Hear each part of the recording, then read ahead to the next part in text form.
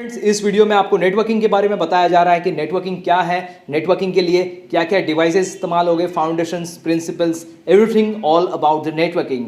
Friends, networking और कुछ नहीं, दो या दो से ज्यादा कंप्यूटर्स या मशीन्स को आपस में कम्युनिकेट करवा कर उनके हार्डवेयर एंड रिसोर्सेज को शेयर करना, इसी को कहते हैं नेटवर्किंग।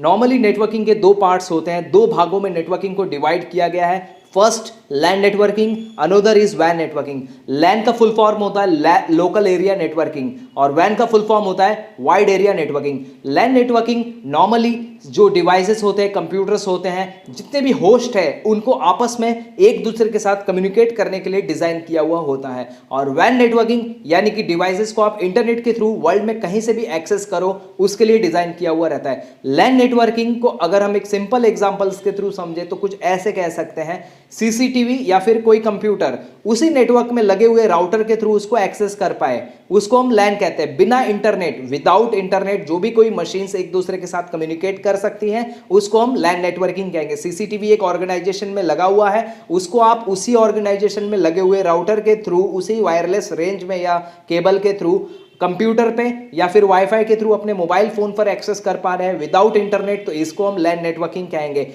एक ऑफिस में अगर एक प्रिंटर लगा हुआ है और 10-20 कंप्यूटर लगे हुए, किसी भी कंप्यूटर से उस प्रिंटर को प्रिंट आउटपुट देके हम प्रिंट ले सकें, इसको भी हम नेटवर्किंग कहेंगे। यानी कि एक सिस्टम को मल्टीपल कंप्यूटर्स के थ्रू हम एक्सेस कर सके, इसको हम लैन नेटवर्किंग कहेंगे। लैन यानी कि लोकल एरिया नेटवर्क। अब जो दूसरे टाइप की नेटवर्किंग है, दैट इज कॉल्ड वैन नेटवर्किंग। वैन यानी होता है wide area networking.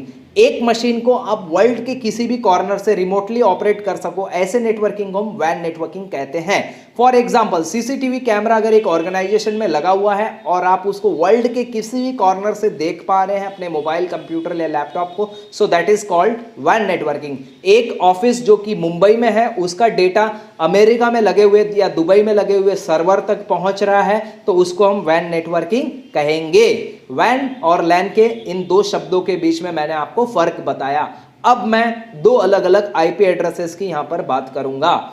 LAN networking में जो आईपी यूज होगा वो है प्राइवेट आईपी एड्रेस और वैन नेटवर्किंग में जो आईपी यूज होगा वो है पब्लिक आईपी एड्रेस। लैन नेटवर्किंग में यूज होने वाली प्राइवेट आईपी एड्रेसेस को हम चेंज कर सकते हैं, अपनी जरूरत के हिसाब से उसको मॉडिफाई कर सकते हैं। नॉर्मली राउटर्स पर अगर आप देखें तो 192.168.0.1 इस तरह का आईपी एड्रेस मेंशन्ड होता है। बैक साइड ऑफ राउटर भी आप देख सकते हैं या फिर आप उसके प्रॉपर्टी में भी जाकर चेक कर सकते हैं।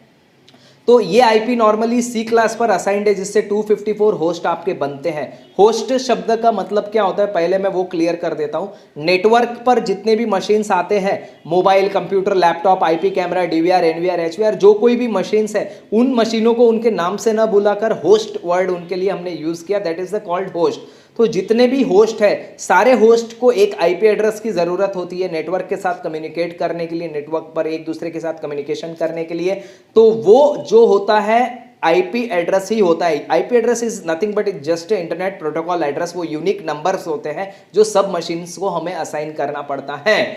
आईपी एड्रेसेस असाइन दो तरीके से हो सकते हैं, डीएचसीपी यानी कि ऑटोमेटिक और मैनुअल यानी कि आपको खुद से करना है। यहां पर मैं दो तरह की आईपी एड्रेस की बात करना चाहूंगा। लैन में यूज होने वाली आईपी जो कि प्राइवेट आईपी एड्रेसेस है, प्राइवेट आईपी है, और वैन यानी कि इंटरनेट के लिए इस्तेमाल होने वाली आईपी जो कि पब्लिक आईपी है। पब्लिक आईपी जो होती है वो इंटरनेट सर्विस प्रोवाइडर द्वारा असाइन होती है हमारे राउटर को, और फिर राउटर से आपके जितने भी मशीन कनेक्ट होते हैं उनको इंटरनेट एक्सेस हो रहा है, सभी इंटरनेट एक्सेस होने वाली मशीन्स वो ही पब्लिक आईपी लेकर इंटरनेट पर जाते हैं और इस तरह से आपका इंटरनेट चलता है। तो यहां पर मैंने आपको दो तरह के आईपी बताए, लैन और वैन के लिए यूज होने वाले आईपी। लैन आईपी, लैन के लिए यूज होने वाला आईपी यानी कि प्राइवेट आईपी, वैन के लिए यूज होने वाला आईपी यानी कि पब्लिक आईपी।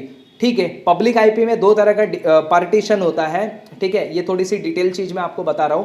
पब्लिक आईपी जो होता है वो इंटरनेट चलाने के लिए हमें मिलता है, इंटरनेट सर्विस प्रोवाइडर के थ्रू हमें मिलता है। डायनामिक और स्टैटिक, यस, दो तरह के आईपी एड्रेसेस होते हैं पब्लिक आईपी में, स्टैटिक और डायनेमिक। नॉर्मली आप इंटरनेट लेते हैं तो आपको डायनेमिक आईपी असाइन की जाती है जो रोटेशन पे घूम रही है, ठीक है। और आपको अगर स्टैटिक करवाना है उसको तो उसके लिए अलग से आपको शायद चार्जेस पे करने पड़ते हैं या इंटरनेट सर्विस प्रोवाइडर से आपको रिक्वेस्ट करनी पड़ती है। वैसे इन जनरली आपको उसकी कुछ ज़रूरत नहीं है, कोई उपयोग नहीं है।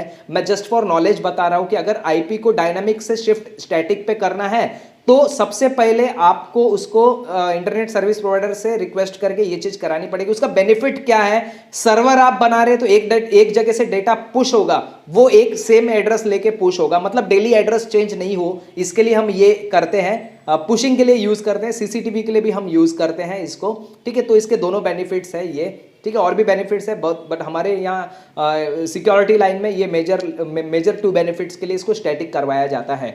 देन जो डायनामिक होता है वो डेली रोटेशन पे घूम रहा है। वैसे इंटरनेट पर इसका दोनों का कोई असर नहीं पड़ेगा, दोनों ही तरह के आईपी एड्रेसेस पर हमारा इंटरनेट सेम वर्क करेगा, ठीक है। जस्ट फॉर नॉलेज मैंने ये शेयर किया कि जो पब्लिक आईपी होता है उसमें 2 तरह के आईपी होते हैं, स्टैटिक और डायनेमिक। चलिए come back to the point कि सबसे पहले लैन नेटवर्किंग और उसके बाद वैन नेटवर्किंग के बारे में मैंने बताया। लैन यानी विदाउट इंटरनेट और वैन यानी विद इंटरनेट। लैन में यूज होने वाली आईपी है लैन में यूज होने वाली आईपी है प्राइवेट आईपी और वैन में यूज होने वाली आईपी है पब्लिक आईपी। अब बात करते हैं अलग अलग डिवाइसेस की। अगर आपको नेटवर्किंग करनी है तो क्या क्या डिवाइसेस आपके पास होने चाहिए। सबसे पहले आपके पास राउटर होना चाहिए। राउटर कुछ इस तरह का होता है, मैं आपको दिखा देता हूं। इसको हम राउटर बोलते हैं, ये राउटर है, ये देखिए राउटर है, ठीक है, इसको हम राउटर बोलते हैं। राउटर 2 ही तरह के मिलेंगे आपको मार्केट में, एक एडीएसएल डीएसएल टाइप का मिलेगा और दूसरा इस तरह का मिलेगा जिसमें सारे ही जो पोर्ट होंगे वो RJ45 शेप के होंगे सारे पोर्ट। यहाँ पर मेरे पास राउटर है, देखिए एक डबल एंटीना वाला है और एक यहाँ पे सिंगल एंटीना वाला है। 2.4 GHz की ये एक स्टैंडर्ड जो कम्युनिकेशन फ्रीक्वेंसी है उस पर वर्क कर रहा है। अप्रॉक्सीमेट 25 to 30 मीटर की इसकी आपको रेंज मिल जाएगी। ये देखिए राउटर्स में अलग अलग पोर्ट्स है। ऑरेंज कलर के 4 अलग पोर्ट आपको दिख रहे हैं यहाँ पे, ऑरेंज कलर के 4 पोर्ट हैं और ब्लू कलर का 1 पोर्ट है, ठीक है। तो ऑरेंज वाले जो पोर्ट है वो लैन के पोर्ट है और ब्लू कलर का जो पोर्ट है वो वैन का पोर्ट है। राउटर को भी इन लोगों ने 2 पार्ट में डिवाइड किया है, लैन और वैन। तो 4 जो पोर्ट आपने देखे वो लैन के लिए इस्तेमाल हो गया और एक जो पोर्ट आपने देखा वो वैन के लिए इस्तेमाल होगा। यानी कि इंटरनेट की जो वायर होगी वो आपको यहाँ पे लगानी है, ब्लू वाले पोर्ट पे, वैन पोर्ट पे लगेगी। इस पर लिखा हुआ है वैन, वहां पे इंटरनेट की वायर आपको लगानी होती है। और जो लैन के जो 4 पोर्ट है वहां पे आप अपना कंप्यूटर, लैपटॉप या आईपी कैमरा या जो भी होस्ट आप लगाना चाहे, जो भी डिवाइस आप कनेक्ट करना चाहे वो वायर के थ्रू आपका कनेक्ट होगा, ठीक है। इसमें भी कुछ ऐसा ही है बट इसमें कलर का पार्टीशन नहीं दिया है, वैसे उससे कोई फर्क नहीं पड़ता। कलर के पार्टीशंस पे लिखा हुआ है, मेंशन्ड है यहाँ पर लैन और वैन, ठीक है। अब देखिए 4 ही पोर्ट हमें यहाँ पर राउटर में मिल रहे हैं, तो क्या हम 4 ही डिवाइस कनेक्ट कर पाएंगे? ऐसा नहीं है। आपको अगर और ज्यादा डिवाइस को कनेक्ट करना है, मैं एग्जांपल ले लेता हूं, 6 कंप्यूटर है आपके पास, आप कोई भी मशीन का नाम यहां पे ले सकते हैं, मैं कंप्यूटर वर्ड यहां पे यूज करूंगा। 6 host, that means 6 computer we are connecting here, but here only 4 ports available. तो 2 पोर्ट की और हमें जरूरत है, 4 ही अवेलेबल है, 2 की और जरूरत है क्योंकि 6 मशीन है। ऐसे में आप क्या करेंगे? क्या आप एक नया राउटर लेंगे? गलत, आपको एक नया राउटर लेने की बिल्कुल भी जरूरत नहीं है। आपको सिर्फ एक नेटवर्क स्विच लेना है। नेटवर्क स्विच देखिए कुछ इस तरह का होता है, इसको हम नेटवर्क स्विच बोलते हैं। This is network switch. ये मेरे पास 5 पोर्ट का एक नेटवर्क स्विच है, 5 पोर्ट का। मार्केट में आपको इससे ज्यादा पोर्ट का भी मिल जाएगा, आप अपने जरूरत के हिसाब से चाहे जितने पोर्ट का ले सकते हैं। जैसे कि आपको 8 का लेना है या फिर 16 का लेना है, 32 या 64, मतलब जैसी जरूरत, एज पर द अवेलेबिलिटी, जैसी भी जरूरत हो वैसा आप एक नेटवर्क स्विच ले सकते हैं। अब नेटवर्क स्विच का बेनिफिट क्या है कि जो यहाँ पर 4 पोर्ट थे, चारों पोर्ट हमारे कम पड़ रहे हैं, उन पोर्ट की क्वांटिटी को वो एक्सपांड करके देगा। नेटवर्क स्विच का क्या रोल रहा कि जो पोर्ट हमारे यहां पर कम पड़ रहे हैं उनको वो एक्सपांड करके देगा। देखिए मैं आपको थोड़ा सा क्लोज विजन में ये बता देता हूं नजदीक से।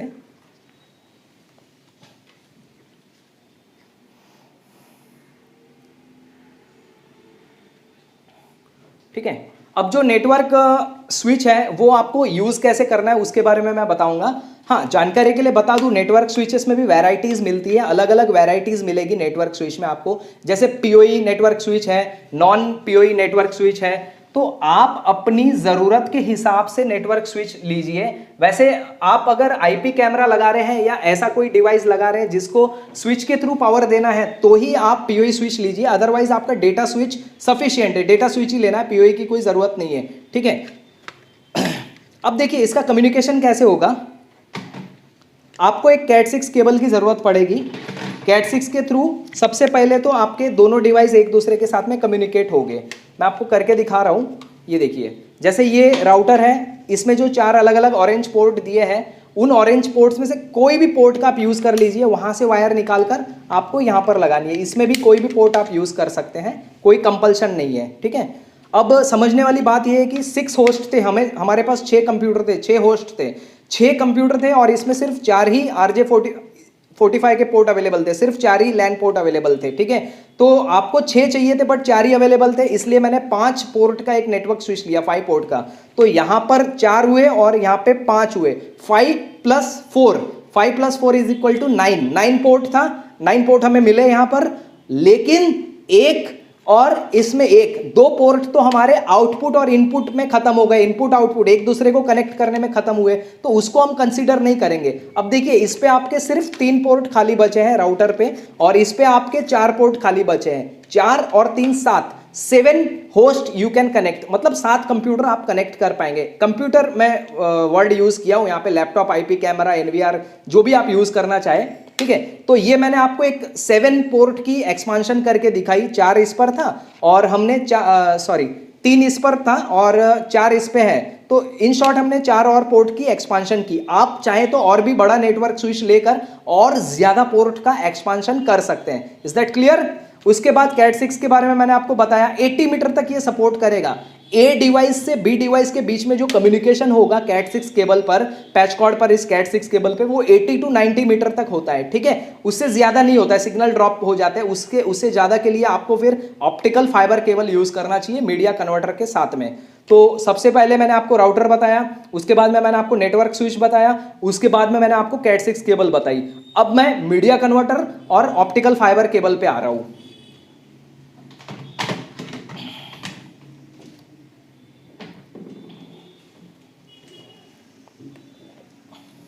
ये देखिए, इस तरह की केबल को हम ऑप्टिकल फाइबर केबल कहते हैं, ऑप्टिकल फाइबर केबल, OFC। ये जो केबल होती है ग्लास फाइबर की केबल होती है। ग्लास फाइबर यानी कांच की अंदर कोटिंग होती है, ग्लास फाइबर की ये केबल होगी। इसको मैं थोड़ा क्लोज से आपको दिखा देता हूं, ये देखिए। ठीक है, ये ग्लास फाइबर की केबल है। नॉर्मली आप किसी भी केबल को कट करेंगे ना तो उसमें आपको कॉपर मिलेगा या एल्यूमिनियम मिलेगा, कोई ना कोई मेटल मिलेगा। बट इस केबल को अगर मैं कट करूंगा ना, यहां से अगर मैं इसको कट करूं तो मुझे कुछ नहीं मिलेगा। नॉर्मली वो स्ट्रॉ जो होती है ना, पाइप, उस तरह की कुछ उसमें मुझे दिखेगा। यहां से अगर मैं इसको ऐसे फूंक मारूं तो दूसरे एंड से हवा बाहर निकल जाएगी। ठीक है, या फिर कोई लिक्विड के अंदर डाल के इसको मैं ऐसे ऊपर की तरफ खींचूं तो लिक्विड मेरे मुंह में आ जाएगा। मैं आपको ये समझाना चाह रहा हूं कि this is just a vacuum pipe, इसके अंदर कुछ नहीं है, वैक्यूम पाइप है। ग्लास फाइबर की ये केबल बनी हुई है, इसको कट करने पे कॉपर या कोई मेटल आपको नहीं मिलने वाला। This is just a glass fibre cable. ठीक है, अब इसका जो डेटा किस तरह से इस पे चल रहा है, इसका कम्युनिकेशन करने का तरीका क्या है। इस केबल पर आपका जो डेटा है वो लाइट के फॉर्म में चलता है। किसमें? लाइट यानी प्रकाश, लाइट के फॉर्म में इस पर डेटा चल रहा है। लाइट की जो स्पीड है वो 2.5 लाख किलोमीटर पर सेकंड होती है, तो लाइट के फॉर्म में इस पर डेटा चलता है। हमें यहां पर एक कन्वर्टर की जरूरत पड़ेगी, एक 1 पेयर कन्वर्टर की यहां पर हमें जरूरत पड़ेगी, जिसको हम लोग मीडिया कन्वर्टर बोलते हैं। ए डिवाइस साइड एक मीडिया कन्वर्टर लगाना है, बी डिवाइस साइड दूसरा मीडिया कन्वर्टर लगाना है। वैसे कोई कंपल्शन नहीं है कौन सा किस तरफ लगाना है, ये ऐसे भी लगा सकते हैं या ये ऐसे भी लगा सकते हैं, उससे कुछ फर्क नहीं पड़ता।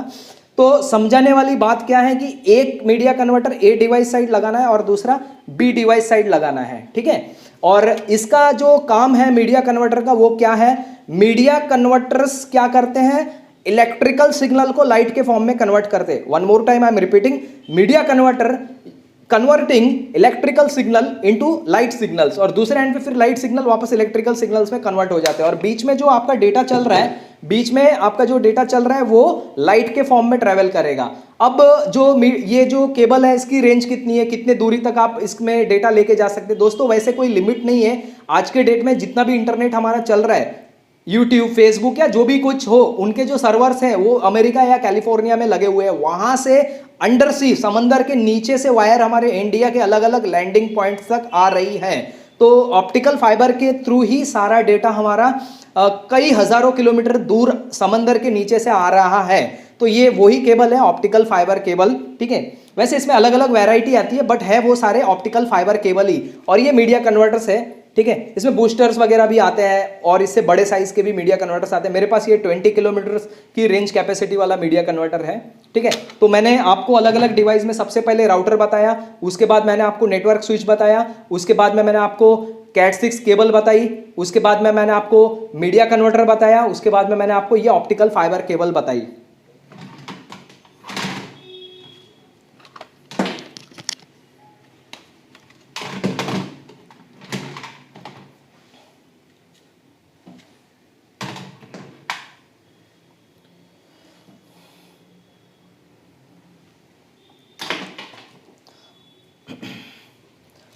अब दोस्तों हम रिपीटर्स की बात करते हैं। जैसे कि ये जो राउटर है इसकी जो रेंज है तकरीबन 25 से 30 मीटर है, ठीक है। उसके बाद आप क्या करेंगे, उसके बाद अगर और ज्यादा रेंज को आपको एक्सपांड करना है, ठीक है, तो आप रिपीटर ले सकते हैं। वायरलेस की मैं बात कर रहा हूं, वायरलेस रेंज 25-30 पे आपका ड्रॉप हो जाएगा। उसके बाद आपको रेंज और ज्यादा बढ़ानी है तो उसके लिए आप रिपीटर्स यूज कर सकते हैं।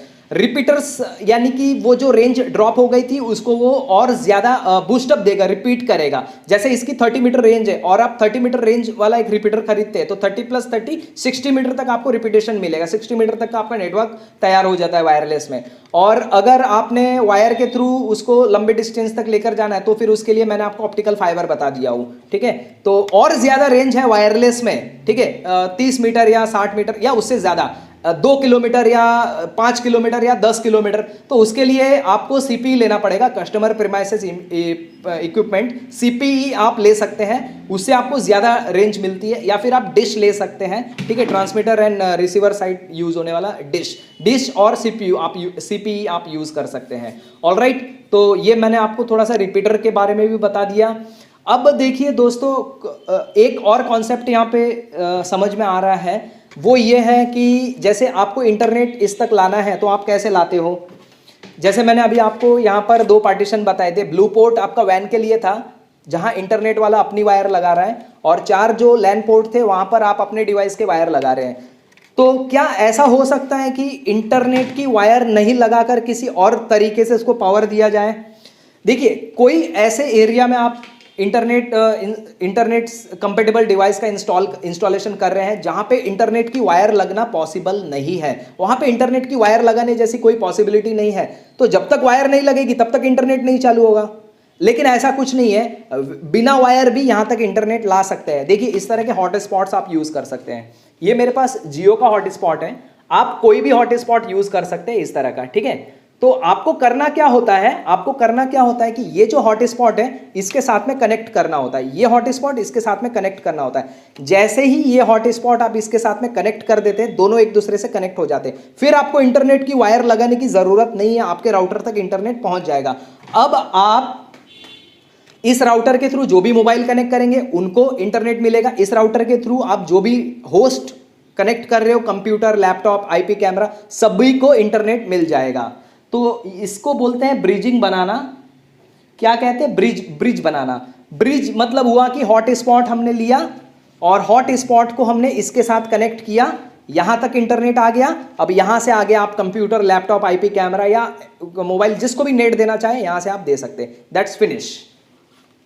नेटवर्किंग के 2 रूल्स मैं आपको बताना चाहूंगा। यहाँ पे नेटवर्किंग 2 फाउंडेशंस पर टिका हुआ है। There is 2 rules of networking. First, right connection. जितना भी हम नेटवर्किंग करते हैं सही कनेक्शन उसमें हमने करने हैं, वो सब कुछ आप वायर्स के थ्रू करते हैं, ठीक है। कुछ ऐसे, एक राउटर आपने लिया, उस राउटर पर आपने कंप्यूटर लगाया, लैपटॉप लगाया, आईपी कैमरा लगाया, ठीक है, और उसके पोर्ट कम पड़ रहे थे तो उसी राउटर से एक वायर आपने नेटवर्क स्विच तक कनेक्ट की, उस नेटवर्क स्विच पे फिर और कुछ मशीन्स आपने कनेक्ट की, मतलब सब कुछ आपने वायर के थ्रू कनेक्ट किया। और आपके राउटर में वाईफाई होने की वजह से आप कुछ मोबाइल फोन या कुछ लैपटॉप वाईफाई सिग्नल्स के थ्रू भी अपने राउटर के साथ कनेक्ट करोगे। तो इन शॉर्ट आपने क्या किया, राइट कनेक्शन किया, आपने कनेक्शन किया, वाईफाई के भी थ्रू किया और वायर के थ्रू भी किया, आपने कनेक्शन किया। उसके बाद जो नेटवर्किंग का दूसरा रूल है उसको कहते हैं राइट आईपी एड्रेसिंग। आपको जितने भी मशीन है सबको आईपी दिलानी पड़ेगी, ठीक है। आपके मोबाइल फोन डायरेक्टली आईपी ले लेते हैं क्योंकि राउटर और फोन दोनों ही डीएचसीपी पे सेट है। राउटर ने आईपी दिया, आपके मोबाइल फोन ने आईपी लिया, वो ऑटोमेटिक प्रोसेस हो गई। उसमें क्या किया आपने, आपका कुछ भी इन्वॉल्वमेंट नहीं रहा, उसमें आपके जितने भी मशीन थे ऑटोमेटिकली आईपी ले रहे हैं, राउटर आईपी दे रहा है, सिंपल। ये ऑटोमेटिक प्रोसेस हो गई डीएचसीपी के थ्रू जो आपने ये ऑटोमेटिक हुई, इसमें आपने कुछ नहीं किया, ठीक है। आपने सिंपली फोन को कनेक्ट करने के लिए राउटर क्लिक किया, पासवर्ड डाला, आपका फोन राउटर से कनेक्ट हो गया। बैकएंड पे क्या हुआ, राउटर ने डीएचसीपी के थ्रू आईपी दिया और आपने फोन ने आईपी लिया, दैट्स इट, फिनिश। लेकिन अगर आप आईपी कैमरा लगा रहे हैं या फिर कोई सर्वर बना रहे हैं, मल्टीपल मशीन्स आप कनेक्ट कर रहे हैं, ठीक है, और वहां पे आप सबनेटिंग कर रहे हैं, आपको मैनुअली आईपी देने की जरूरत है, वहां पे एक सीक्वेंस में अरेंज करना है आईपी, तो वहां पे ये डीएचसीपी नहीं चलता है, वहां पे आपको मैनुअली आईपी असाइन करना पड़ेगा सबको। You have to assign each and every machine IP address manually, आपको मैनुअली सबको आईपी देना ही होगा। ऐसे में सबनेटिंग की जाती है, तो वो मैनुअल आईपी देने का जो प्रोसेस है उसको ही सबनेटिंग कहा जाता है। उसमें ये देखा जाता है पहले कि कौन से क्लास पर हम सबनेटिंग कर रहे हैं। अब क्लास क्या है, जैसे सी क्लास पर हम एक छोटा नेटवर्क बना सकते हैं 254 तक, बी क्लास पे और ज्यादा बड़ा नेटवर्क हम बना सकते हैं, ठीक है, हजारों में बना सकते हैं, और फिर ए क्लास पे हम करोड़ों में बना सकते हैं। मतलब क्लास शिफ्टिंग जो होगी ना वो राउटर के थ्रू ही होगा, उसका एक कैलकुलेशन रहता है। इंस्टीट्यूट में ये सब चीजें प्रैक्टिकली हम सिखाते हैं। देखिए जीएलएम इंस्टीट्यूट आप गूगल पे सर्च करिए, आपको सारी डिटेल मिल जाएगी, कौन कौन से कोर्सेज होते हैं। इंस्टीट्यूट मुंबई में है।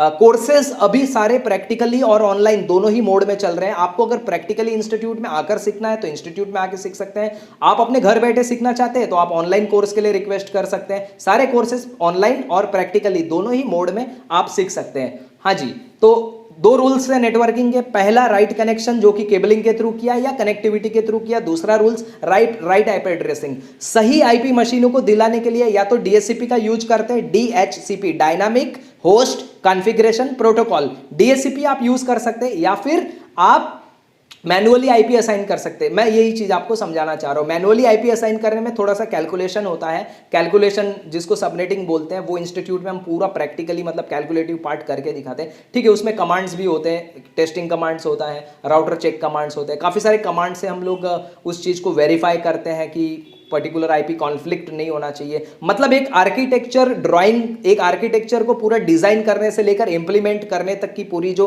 प्रोसेस होती है वो पूरी प्रैक्टिकली करवाई जाती है विथ थ्योरी। ऑलराइट, तो यहां पर मैंने आपको ये दो प्रिंसिपल्स बताए नेटवर्किंग के। अगर कोई नेटवर्किंग सेटअप कर रहा है तो वो भी ये प्रिंसिपल्स के साथ काम करेगा, और कोई नेटवर्क में कोई फॉल्ट आने पर उस पर ट्रबल शूटिंग कर रहा है तो भी इन दोनों ही प्रिंसिपल्स से होते हुए आपको काम करना है। अब मैं कुछ टूल्स के बारे में बता देता हूं, जैसे कि आप क्रिम्पिंग कर रहे हैं तो क्रिम्पिंग टूल की आपको जरूरत पड़ेगी, इसको क्रिम्पिंग टूल कहते हैं। इसकी कहां जरूरत पड़ेगी, ये देखिए, ये कैट 6 केबल है, इसके आगे एक कनेक्टर लगा हुआ है। अब ये कनेक्टर आप इस टूल के बिना नहीं लगा पाएंगे, इसमें लगा के इस तरह से इसको क्रिम्प करते हैं। ऑलरेडी क्रिम्पिंग पर एक वीडियो बनाया जा चुका है, क्रिम्पिंग कैसे करनी है, इसमें जो 8 अलग अलग वायर हो गए उनका जो कलर कोड का सीक्वेंस है वो क्या रहेगा, उनका अरेंजमेंट क्या रहेगा, इस पर एक प्रॉपर वीडियो बनाया जा चुका है। आप हमारे यूट्यूब चैनल पर ये वीडियो देख सकते हैं। आपको यूट्यूब चैनल में जाकर सिर्फ जीएलएम इंस्टीट्यूट टाइप करना है, गूगल में भी जीएलएम इंस्टीट्यूट टाइप कर सकते हैं। इस पर पूरा एक प्रॉपर वीडियो बनाया जा चुका है टेस्टिंग के साथ में। तो एक तो क्रिम्पिंग टूल की आपको जरूरत पड़ती है, एक ये टेस्टिंग टूल की जरूरत पड़ती है, इसको टेस्टिंग टूल कहते हैं। ये केबल आपकी अच्छे से बनी है नहीं बनी है, वर्क कर रही है कि नहीं कर रही है, इसको चेक करने के लिए इस तरह के टेस्टिंग टूल की जरूरत पड़ेगी। इसको हम कंटिन्यूटी टेस्टर कहते हैं। कंटिन्यूटी टेस्टर क्रिम्पिंग टूल, जिसके थ्रू ये पैच कॉर्ड हमने बनाई, मतलब कैट 6 केबल पर हमने ये RJ45 कनेक्टर लगाया। इस कनेक्टर को RJ45 कनेक्टर कहते हैं। ये कनेक्टर RJ45 जैक्स में लगते हैं। ये जैक्स नॉर्मली आपके laptop, computer, IP camera, almost हर नेटवर्क डिवाइस पर होता है। दोस्तों इसके बाद में सबसे लास्ट में आखिरी हम बात करते हैं नेटवर्क सिक्योरिटी की। इतना बड़ा नेटवर्क आपने लगा दिया, पूरा इंप्लीमेंटेशन कर दिया, अब अगर ये नेटवर्क कोई हैक कर लिया तो आपका पूरा काम बेकार हो गया। सीसीटीवी आपने लगाए, एक सर्वर पर आपने उसको कनेक्ट कर दिया, पूरा डेटा आपका अच्छे से फ्लो कर रहा है, लेकिन अगर वो हैक हो गया तो आपने पूरा कंप्यूटर नेटवर्किंग कर दिया, उसके बाद पता चला कि कोई आपका डेटा हैक करके कहीं थर्ड पर्सन को सेल कर रहा है, तो ऐसे में आपको सबसे पहले सिक्योरिटी पर ध्यान देना है पूरा सिस्टम इंप्लीमेंट करने के बाद में। सिक्योरिटी के लिए कुछ बेसिक टिप्स मैं आपको बताना चाहूंगा। आप फायरवॉल इंस्टॉल कर सकते हैं, एक बढ़िया सा एंटीवायरस आप इंस्टॉल कर सकते हैं, और साथ ही वायरलेस डिवाइस के लिए स्पेशली मैक बाइंडिंग करिए। मैक बाइंडिंग क्या होता है, हर एक नेटवर्क डिवाइस का एक मैक नंबर होता है, स्पेशली वायरलेस डिवाइस के जो मैक नंबर्स होते हैं वो राउटर में आप बाइंड कर सकते हैं, क्योंकि वायरलेस डिवाइस जैसे ही आपका वायरलेस डिवाइस का पासवर्ड अगर किसी को पता चल जाए, उसका स्टेशन किसी को पता चल जाए, तो वो उसको इजीली कनेक्ट कर सकता है। ठीक है, तो मैक बाइंडिंग होने से क्या होता है कि आपका डिवाइस दुगुने तिगुने टाइम, डबल ट्रिपल टाइम जो है सिक्योर हो जाता है। आपका जो वायरलेस डिवाइस है उसकी मैक बाइंडिंग आपको राउटर के साथ में करानी है। मैक बाइंडिंग करने से आपके डिवाइस को सिक्योरिटी की एक नया लेयर मिलता है। सिक्योरिटी का लेयर मिलने से जो हैकिंग के जो चांसेस है वो बहुत ज़्यादा कम हो जाते हैं, यानी कि आपके हैकिंग होने के चांसेस बहुत ज़्यादा कम हो जाते हैं। तो नेटवर्क सिक्योरिटी पर भी आपको ध्यान रखना है पूरा सिस्टम इंप्लीमेंट करने के बाद में। दोस्तों, जीएलएम इंस्टीट्यूट बहुत सारे career oriented, business oriented technical courses practically institute में सिखाए जाते हैं। जीएलएम इंस्टीट्यूट में हमारी इंस्टीट्यूट आप गूगल पर सर्च करिए glminstitute.com, ये हमारी ऑफिशियल वेबसाइट है। इंस्टीट्यूट से कोर्स करके स्टूडेंट इंटरनेशनली जॉब कर रहे हैं, इंडिया में भी बिजनेस सेटअप कर चुके हैं। हमारे लेटेस्ट टेक्निकल वीडियोस की रेगुलर अपडेट पाने के लिए आप हमारे यूट्यूब चैनल को जरूर सब्सक्राइब करिए, साथ ही हमारे वीडियोस को लाइक और शेयर करना ना भूलें। Thank you.